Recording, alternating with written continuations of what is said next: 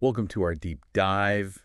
And today it's into the world of cutting edge medicine and longevity. Okay. Um, our listener, you actually shared with us this fascinating interview with Dr. Angel Durantes, who is really a pioneer in this field, especially in Spain. Mm-hmm. So we're going to be unpacking his insights on something called Medicine 3.0, all this groundbreaking research that's happening, Right. and even some kind of surprising ethical questions about where healthcare is headed in the future. Yeah, it's very interesting stuff. So get ready for some surprises because we're going to be looking at some things like, could there be some fraud Oh. mixed in with these famous blue zones that people keep talking about? Oh, wow. And also, what does a top longevity expert like this consider the most important thing for health? Right. I'll give you a hint. It's probably not what you think. Okay. And we're also going to be talking about some mind-blowing advancements that are happening right now in this field. Yeah. Like being able to predict pancreatic cancer years in advance. I mean, that's One of the things that really struck me about Dr. Durantes is that he doesn't just talk the talk.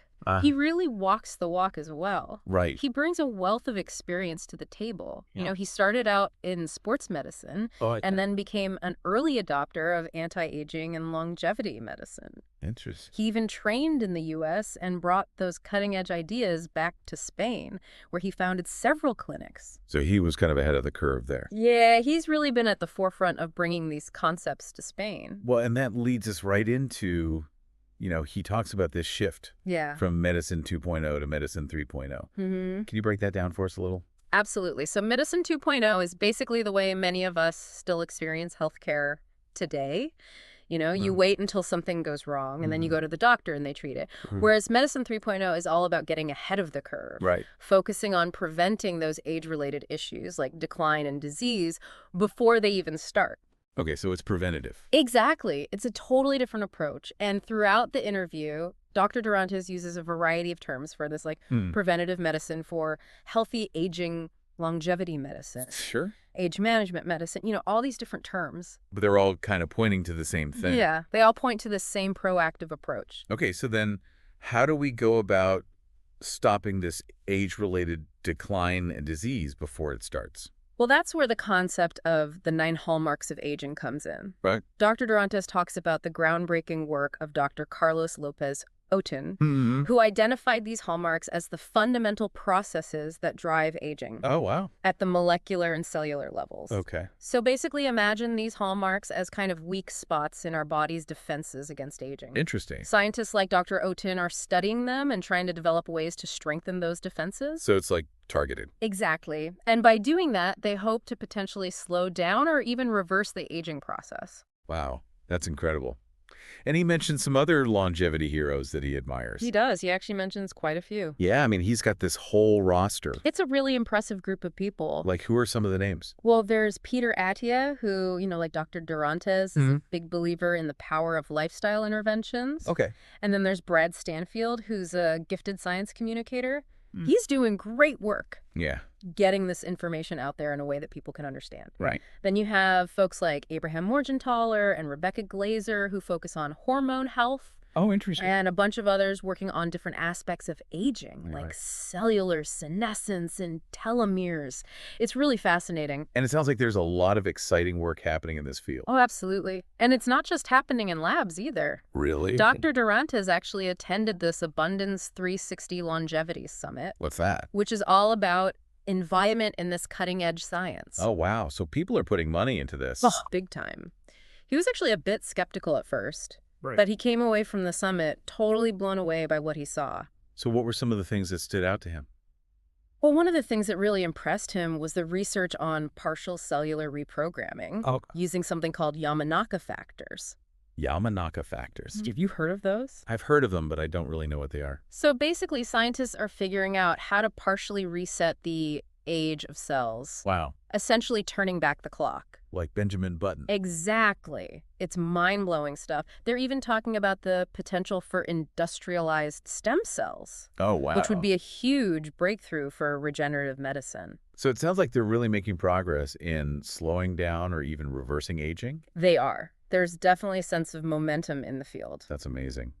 What else caught his attention at this summit? Well, he was also really fascinated by research at the Buck Institute that's linking ovarian function and dementia. Oh, wow. This is attracting a lot of investor interest Really? because it could lead to new ways to prevent or delay cognitive decline, Which I know you're interested in. which I'm definitely interested in. It's really exciting to see this kind of research getting attention. And funding. And funding, exactly. Right. What else? Oh, he was also very intrigued by the potential of exosomes. Exosomes. Yeah, these are like tiny little delivery trucks that transport vital cargo between cells. Okay. So they have the potential to repair damage caused by aging. Wow. And they might even be more effective than stem cells in certain applications. That's incredible. So this is like cutting edge stuff. It's very cutting edge. It's Yeah. a rapidly evolving area with a lot of promise. So what does Dr. Durantes think the future holds for all of this? Right. Is everyone going to be living to be 200 years old? He doesn't quite go that far, but he does see artificial intelligence playing a massive role Okay. in the future of longevity medicine. Interesting. So imagine AI analyzing data from your wearables and Yeah. all these other sources to predict diseases like pancreatic cancer years in advance Oh, wow. that would allow for much earlier intervention. Yeah, that would change everything. It would. But he's also realistic about the potential downsides. Like what? Well, there are concerns about data privacy Oh, sure. and the potential for healthcare to become even more unequal. That's a really good point. Something we need to be mindful of. Because all this technology is amazing, but what about accessibility? Right. Not everyone can afford the latest gadgets or treatments. Exactly. And that's something Dr. Durantes acknowledges. Good. He does point out that the U.S. is currently leading in longevity medicine, Hmm. partly because their healthcare system kind of encourages this focus on prevention. Oh, interesting. They don't have universal healthcare coverage, so Yeah. people are more incentivized to stay healthy. To avoid those huge bills. Yeah, exactly. And American culture is also very much about innovation and entrepreneurship, Uh-huh. but he believes that Europe will eventually catch up and that Medicine 3.0 will become essential for public healthcare systems globally. That makes sense. He actually cites early initiatives in public hospitals in Israel and Singapore Oh, wow. as examples of what's possible. So it's starting to happen. It is. It's still early days, but it's encouraging to see these signs of change. Well, that's great. So what can people listening do, NW, to kind of embrace this Medicine 3.0 approach? You might be surprised to hear this, but Right. Dr. Durantes' top recommendations aren't about fancy supplements or high-tech treatments. Oh, really? He actually puts lifestyle changes above all else. Like what kinds of things? Things like exercise, Okay. nutrition, avoiding toxins, Right. sleep hygiene, stress management, all those basic things. All the things we know we should be doing. Exactly. He's a firm believer that these are the most effective interventions we have. Interesting. And the good news is they're accessible to everyone. This is not about spending a lot of money. Not at all. It's about making sustainable changes to your daily habits. I find it fascinating that sometimes the simplest solutions are the most powerful It's true. And it's often the things we resist the most. because they require effort. Yeah, we're always looking for that quick fix. The magic pill? Exactly. But Dr. Durantes' message is clear. What's that? The foundation of longevity is built on those everyday choices we make. It's about consistency and commitment. Absolutely. A Excellent. long game, not a sprint. Well, and it's not just about physical health either, is it? No, it's about mental and emotional well-being as well. Right. It's about living a fulfilling life in all aspects. And one of the things he discusses is this idea that the intellectual peak actually occurs at age 70. I know, isn't that fascinating? It is. It really challenges the traditional view that decline starts in middle age. Yeah, we're always told that it's all downhill after 40. Right, but Dr. Durantes points to research that suggests otherwise. So what's his take on it? Well, he believes that our cognitive abilities can continue to grow and evolve throughout life, and that this idea of a peak at 70 is supported by the data. That's amazing. He even had a chance to discuss this with Aubrey de Grey, Oh, who's a leading figure in the anti-aging movement. so they're on the same page about this. Yeah, they both believe that we have far more potential for longevity and vitality than we realize. Okay, so what about the blue zones? Ah, yes, the famous blue zones. These are the areas around the world where people are living exceptionally long lives. Right, with incredibly high concentrations of centenarians. So what does Dr. Durantes have to say about them? Well, he has a nuanced perspective. Okay. He acknowledges that these longevity hotspots are real, Mm-hmm. But he also suggests that there might be some fraud mixed in with the data collection, Oh, really? which is interesting. Yeah. How so? Well, he points out that modernization and changing lifestyles are impacting these zones, Sure. and it's possible that some of the data might be skewed. Because they're not as isolated as they used to be. Exactly. That makes sense. Yeah. I mean, things are changing everywhere. They are, and it's probably naive to think that these blue zones are somehow immune to those changes. So what's the takeaway then? Well, I think Dr. Durantes is encouraging us to be critical thinkers and to not just accept everything we hear at face value, Right. even when it comes to these seemingly idyllic places. We need to look at the data carefully. Exactly. And he even goes so far as to suggest that Orange, Spain Yeah. could be an emerging blue zone. It's true. I like. He highlights this region, Okay. which is known for its healthy lifestyle and strong social connections, as a potential new addition to the list. So it's not just about some far-off exotic location. No, not at all. It could be happening right here in Europe. Exactly. Yeah. It's all about creating the right environment. For longevity. Exactly. An environment that supports health and well-being. That's really intriguing. Yeah.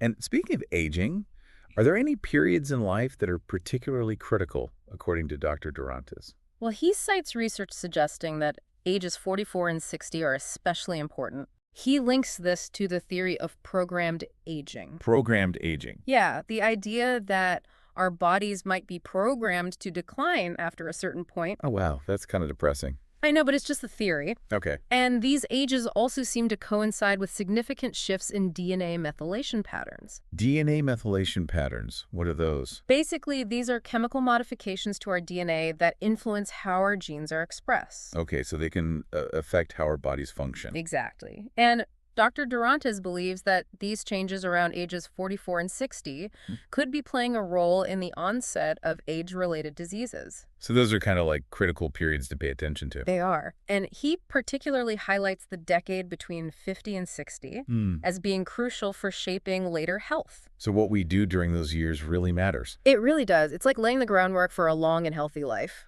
But how do you get people to focus on longevity when they're young and feeling invincible? Right. It's a challenge. Like, I know when I was in my 20s, I wasn't exactly worried about wrinkles or heart disease. I hear you. It's hard to think about those things when you're young and healthy. So how do you motivate people? Well, Dr. Durantes has observed that his patient base is actually getting younger, Really? which she attributes to a growing awareness and children of older patients recognizing the benefits. Oh, interesting. So they're seeing it firsthand? Exactly. And he emphasizes the importance of early screening, Okay. especially for conditions like atherosclerosis. Atherosclerosis. Yeah, which is the buildup of plaque in the arteries. Okay. He points out that this process often starts long before any symptoms appear. So you could have it and not even know it. Exactly. And that's why early detection is so crucial. Because you can start making changes before it gets serious Exactly. You can address those underlying issues. and prevent those bigger problems down the line. Precisely. It's all about being proactive.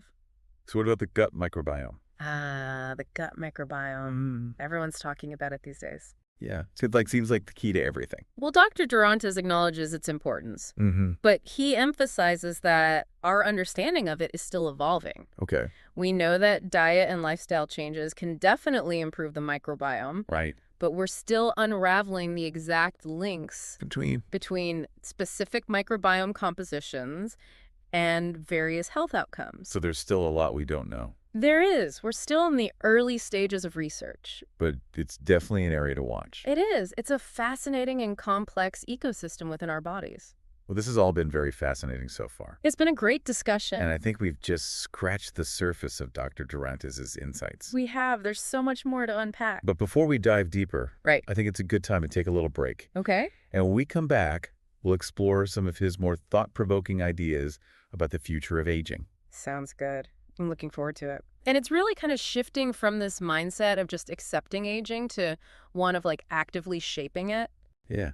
And what I like about what he says is he emphasizes those foundational lifestyle changes. Right. It's not about waiting for that magic pill. It's like, what can we do now? Exactly. And those simple things we often overlook. Yeah. Exercise, diet, Managing stress. sleep, avoiding toxins. Yeah, all that stuff. It makes a huge difference. Yeah. And it's empowering It is. to know we actually have control over this. And it ties back to that concept you mentioned of compressing morbidity. Compressing morbidity. Yeah, you remember. squeezing that period of ill health Okay. into a shorter time frame at the end of life. So instead of gradually declining over years and years, Right. you kind of live a really vibrant life Exactly. and then a short period of decline at the end. Exactly. That's the goal. And that ties into what he said about the intellectual peak at 70. Yes, exactly. If we can stay healthy and mentally sharp for longer, Right. it opens up so many possibilities. We love that. Instead of winding down in retirement, it becomes this time for continued growth and exploration. Imagine people in their 70s and 80s still starting businesses, I know, right? writing books. Traveling the world, Yeah. mentoring younger generations. Amazing. It's a whole different paradigm. And are we just basing our assumptions of aging on like these outdated ideas? Yeah. Because it sounds like we could do a lot more. I think Dr. Durantes would say we're underestimating our potential. Okay, so we need to rethink this whole aging thing. I think so. And it comes back to being proactive. Absolutely. We're not just along for the ride. We have choices. We can make choices that support our long-term health. And rewrite that narrative of what it means to grow older. And you mentioned how his patient base is actually getting younger. Yeah. What do you think about that? I think it shows that awareness of this is growing. People are realizing the importance of preventative health and longevity. Especially younger people. Yeah. Why do you think that is? Well, maybe these ideas are filtering down from their parents. Oh, interesting. Or even grandparents Okay. who are embracing these principles and seeing the benefits. She's like a ripple effect? Yeah, exactly. So it's a cultural shift. It's not just individual, it's societal. Creating a society that supports healthy aging. Rather than just accepting decline. But what about the challenges? Right? I mean, he did mention some downsides. He did. About accessibility and equity. Yeah, there's always a risk with new technology Okay. that the benefits won't be distributed evenly. So how do we make sure everyone has access That's the big question. to this longevity medicine? It's going to take a lot of effort from a lot of different people. Policymakers, Wheelchair provider. researchers. With the public, we all need to be involved. They need to prioritize preventative care, Okay. support research into affordable interventions, Right. and ensure equitable access to these technologies. So education is key. Absolutely. The more people understand this. The better equipped they'll be to make informed decisions. And to advocate for change. Exactly. Knowledge is power. And I want to go back to something else he said Sure. about early screening. Yeah. You really emphasized that. He did. And it's so easy to put off health checks when you feel fine. I know. I'm guilty of that myself. But he makes a good point about being proactive. Especially with something like atherosclerosis. Because it can develop silently for years. Right. And by the time you notice something's wrong. It might be too late. Exactly. So early detection is critical. It is. It's like catching a crack in your house's foundation early on That's a great analogy. before it becomes a major problem. Exactly. And how do we know what to look for? Well, that's where those conversations with your doctor come in. Okay. They can assess your risk factors, Okay. your family history, your lifestyle, And recommend screenings. based on your individual needs. So personalized healthcare is becoming more important. It's essential. We're all different. We are. One size doesn't fit all. And that's a key part of Medicine 3.0. This proactive, personalized approach, Focused on health span. not just treating disease. It's a paradigm shift. It really is. And it's exciting to think about what that could mean For the future. for our lives and for society as a whole. Absolutely. Yeah, it really is inspiring to think about what the future holds.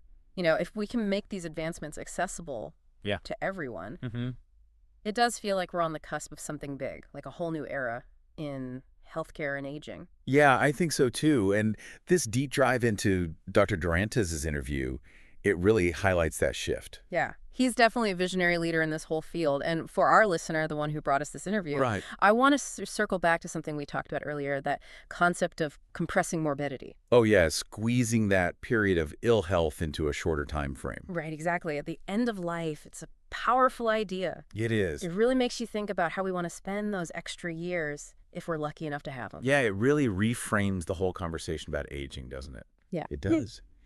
Instead of dreading that decline, we can focus on maximizing our health span Right. and living those later years to the fullest. And it goes back to what he said about the intellectual peak potentially happening at 70. If we can stay healthy and mentally sharp for longer, imagine all the possibilities. I know, it's incredible. We could be entering a whole new chapter of creativity and productivity in our later years. That's so exciting to think about. It is. So for our listener, I want to leave you with this thought-provoking question. Okay. Dr. Durantes talks about compressing morbidity. squeezing that period of ill health into a shorter time at the end of life. Right. What does that mean for you, for your aspirations? Mm. If you could potentially live a longer, healthier life, what would you do with those extra years? That's a great question. What dreams would you pursue? Yeah. What impact would you want to make on the world? I encourage you to really think about that and see where it takes you. It's definitely a question worth reflecting on. And remember this, the future of healthcare is being written right now. Mm-hmm. We all have a role to play in shaping it. By taking ownership of our health, Stay informed. advocating for a more equitable and accessible healthcare system for everyone. Well, this has been an absolutely mind-blowing deep dive. It has. Thank you for joining us on this journey into the world of Medicine 3.0. It's been a pleasure exploring these ideas with you. And to our listener, keep exploring, keep learning, and keep pushing the boundaries of what's possible. We'll catch you on the next deep dive.